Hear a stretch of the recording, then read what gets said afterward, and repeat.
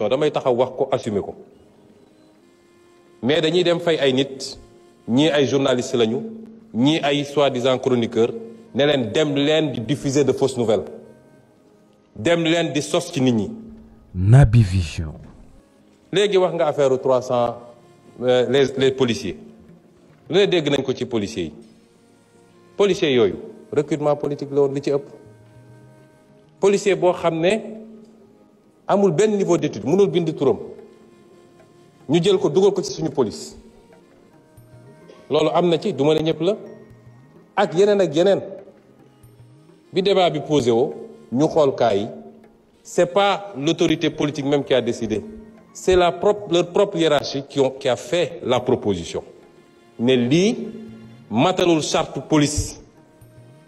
mënuñu koo bàyyi suñu biir ça nous pose problème c'est la propre hiérarchie policière qui a fait la proposition ça n'a rien de politique suñ ñëwoon fekk fi policiers yoo xam ne seeni kilifa dañ koo valider ne lii la ñu soxla it dañ leen di bàyyi ñu continuer dem ngeen bëgg a utiliser loolu en pensant que c'est un secteur sensible c'est des gens qui ont une formation qui peuvent demain se sortir manifester xeex ak alkaati ngeen nekk ci yooyu c'est-à-dire suba ba ngoon jot seen ñaan mooy réew mi déstabiliser wu pour ñu ne problème am na fi et vous faites feu de tout bois et vous utilisez souvent malheureusement des gens que je qualifie d'inconscients ñu ne ci plateau yi di wax par rapport à la question posée par l'honorable député dama wax sànq ni la politique pénale est définie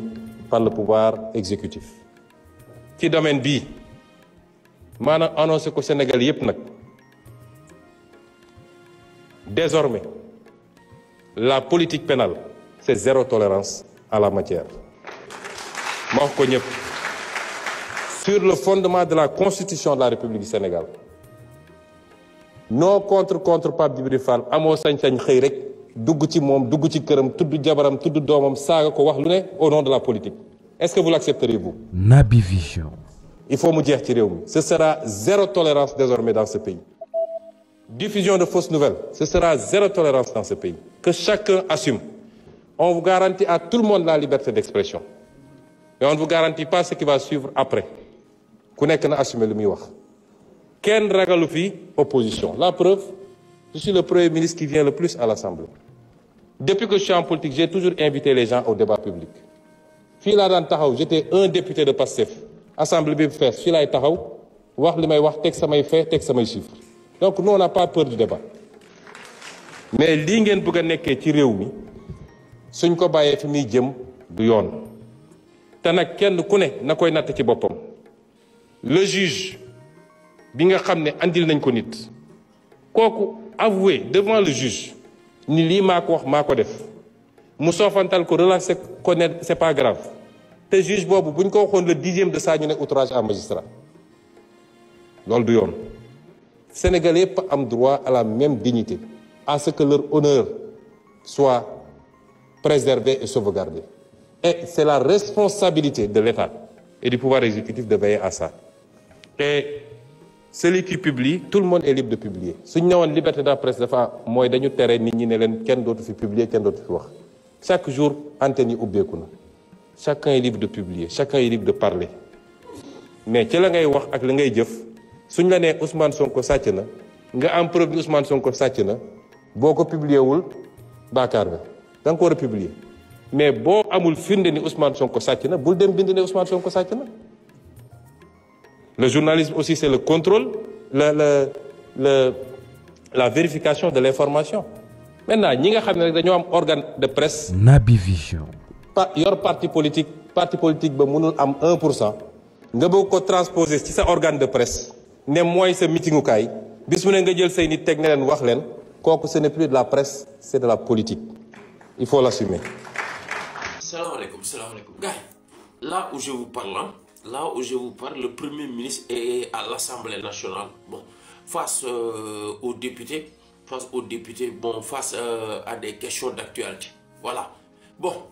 léegi dafa am lu ma constaté quoi loo xam ne dama ko constaté ci débat bi mooy dem di ñëwaat di débat bi di dem di ñëwaat léegi nag mooy li Serigne Cheikh waxoon réew mu amul justice naka la fa nekk di dëkki léegi le débat n'est pas avec la justice elle-même mais le débat est entre maanaam ministre de la justice boo xam ne mooy Ousmane Diagne le ministre de la justice man maa ngi waxaat à Ousmane Diagne di ko wax ne ko Ousmane Diagne gars yi opposition bi si say tànk lañ ne maanaam say tànk lañ ne mooy Ousmane Diagne ak lu mën a xew Bassirou Diomaye Diakhar Faye ak ku ñuy wax Ousmane Sonko peut-être bu ñu consulté woo ñoo toog daje xool ba mën laa nommer Ousmane Diagne yow dañ la nommer maanaam askan wi faluñu la opposition bi faluñu la